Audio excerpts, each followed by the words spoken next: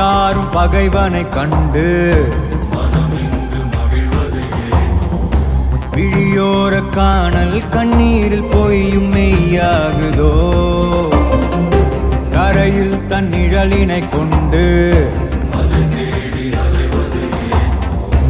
அறியாமையாலே மண்ணெங்கும் இன்பம்